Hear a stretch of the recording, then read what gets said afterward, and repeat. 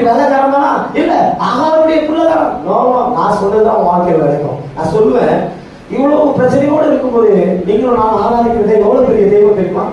Abraham அப்படியே ஒத்து போய் உட்காந்துருக்கேன். எனக்கு கிடைக்க வார்த்தை பெருமா பண்ணாரு, விட்டுட்டு போயிடல. அவன் கையில பிடிச்சி அப்படியே அழைச்சிட்டு போறாரு, வெளியே கூட்டு வர. ஆபிரகாம் மேல பாரு, மேல பாக்குறான், வானத்தை பாரு, வானத்தை பாக்குறான், நட்சத்திரத்தை பாரு, பாக்குறான்.